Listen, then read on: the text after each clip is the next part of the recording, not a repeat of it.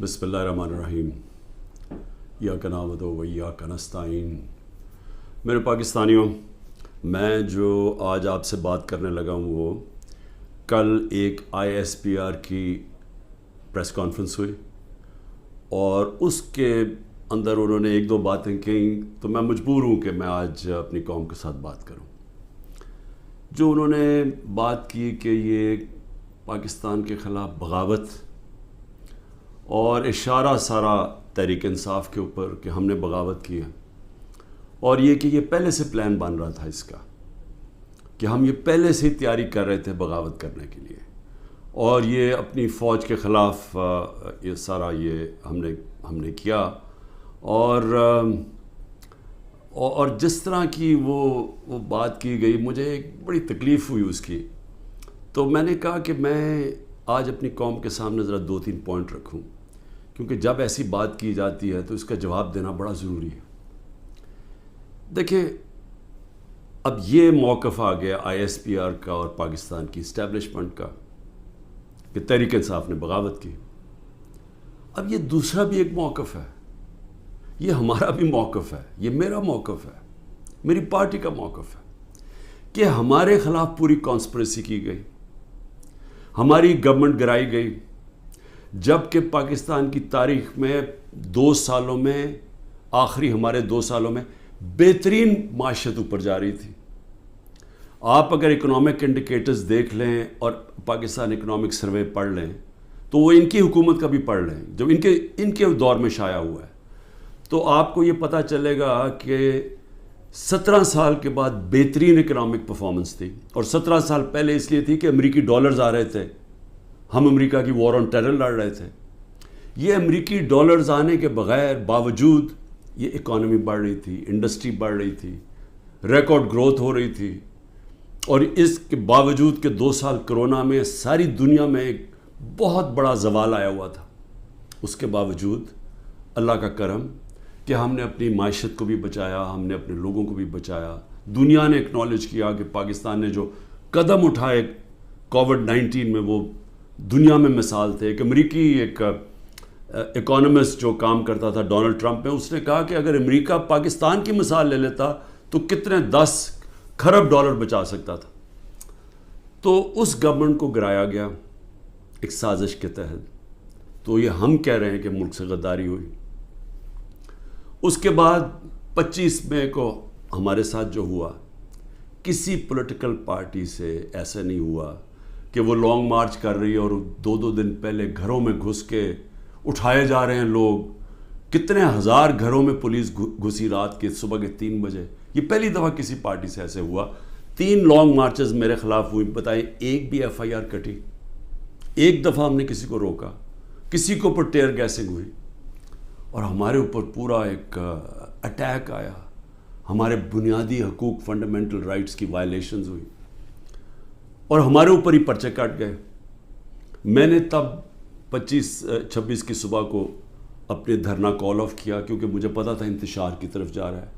جو party election چاہتی ہے وہ انتشار تو نہیں چاہتی۔ تو اس کے بعد ہمارے اوپر یہ نہیں ہوا کہ سستیاں کم ہوئیں۔ جب ہم 30 بائی الیکشنز جیت گئے 37 میں سے، باوجود اس کے کہ پوری اسٹیبلشمنٹ کی سپورٹ تھی یہ 12 جماعتوں کی، میرے اوپر قاتلانہ حملہ ہوا، مجھے قتل کرنے کی کوشش کی گئی، میں اپنی FIR نہیں کٹوا سکا۔ یہ بھی سازش تھی، کیونکہ وہ طاقتور لوگ بیٹھے ہوئے تھے، میں کچھ نہیں کر سکا۔ پھر جو JIT بنی پنجاب کی ہماری گورنمنٹ تھی، اس نے جو چیزیں سامنے لے کے آئیں، جب وہ چیزیں سامنے آ رہی تھیں کہ 3 شوٹر تھے ایک کی بجائے، وہ JIT کو سیبوٹاج کیا طاقتور لوگوں نے۔ سازش تھی، کیوں نہیں JIT کو چلنے دیا۔ اس کے بعد ہمارے اوپر میرے گھر پہ حملہ ہوتا ہے۔ ہم ایشورٹی بانڈ جب دے رہا تھا میں کہ جناب میں وہاں 18 مارچ کو اسلام آباد کے جوڈیشل کمپلیکس میں جاؤں گا، کوئی قانونی جواز نہیں تھا میرے گھر پہ، 24 گھنٹے حملہ کیا، اور وہ شورٹی بانڈ بھی نہ لے پولیس، کیونکہ انہوں نے مجھے اغوا کرنا تھا یہاں سے۔ یہاں لوگوں کو زخمی ہوئے، سارا دن گھر اندر بیٹھ نہ سکے، 24 گھنٹے ٹیئر گیس کمروں کے اندر. کبھی کسی لیڈر سے ایسے نہیں ہوا. 18 مارچ کو پھر میرے اوپر ایک قاتلانہ حملہ ہوتا ہے. اللہ کا کرم ہے کہ میں بچ جاتا ہوں. سارا وہاں اوپر ISI نے اس کو ٹیک اوور کیا ہوا تھا، جو جوڈیشل کمپلیکس ہے. CCTV کیمرہ انہوں نے بند کر دیے. پوری تیاری تھی کہ عمران خان کو قتل کرنا تھا وہاں. وہ اللہ نے ایسا کرم کیا کہ وقت میں ہم باہر نکلے، اگر اندر چلے جاتے دروازہ بند ہو جاتا تو ختم تھا. وہاں بچا میں. اس کے بعد اگلے دن یہاں 2 دن کے بعد 3 دن کے بعد ادھر ایک اور مرتضیٰ بھٹو ٹائپ قتل کرنا تھا. وہ مجھے پہلے پتہ چل گیا، میں نے ٹی وی پہ چلا گیا، وہ رک گئی بات. تو سازش تو کیا ہو رہی تھی؟ سازش یہ ہو رہی تھی کہ ایک پارٹی جو جیتنے جا رہی تھی الیکشن، اس کو پارٹی کو ختم کرنے کے لیے لیڈر کو ختم کرنا تھا. اور پلان تب سے ہی بنا ہوا تھا. کیسز شروع ہو گئے تھے مہینوں کے اندر. جیسے 70 سال میں ایک آدمی کے اوپر ایک کرمنل کیس نہیں ہوتا، چند مہینے میں آج 170 سے زیادہ کیس ہو چکے ہیں. یہ یعنی کون سا انصاف کا تقاضا ہے کہ ہر قسم کا جو ہر دوسرے دن کوئی نیا کیس ہو جاتا ہے. سارا میرا وقت ایک عدالت سے دوسری عدالت میں لگتا ہے. تو یہ کون سا، یہ ملک کی بہتری کے لیے ہو رہا ہے کہ ایک پارٹی، سب سے بڑی پارٹی کو باہر رکھنا؟ اس سے بڑی سازش کیا ہے؟ جمہوریت، سب سے بڑی پارٹی کو ختم کرنے کا مطلب جمہوریت ختم کرنا، اور جمہوریت ختم کرنے کا مطلب آزادی ختم کرنا ہے. تو یہ کیا ملک کے خلاف سازش نہیں ہے؟ اور پھر جو 9 مئی کو ہوا، اب ISPR صاحب کہہ رہے ہیں کہ جناب 9 مئی کو جو ہوا ہے وہ ایک بڑی سازش چلتی آ رہی تھی، تو وہ سازش سامنے آئی، بغاوت.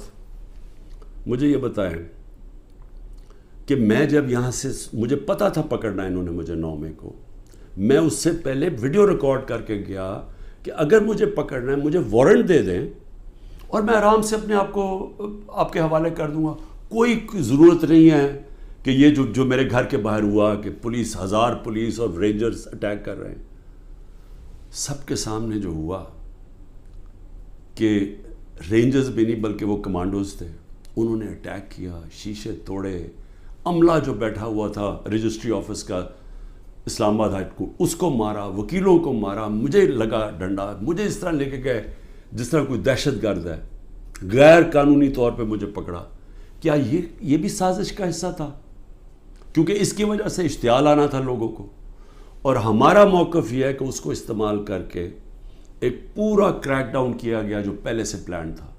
ہو ہی نہیں سکتا کہ 2 دنوں کے اندر آپ 10,000 لوگوں کو جیلوں میں ڈال دیں پکڑ کے، جب سے پہلے سے پلان نہیں بنا ہوا تھا.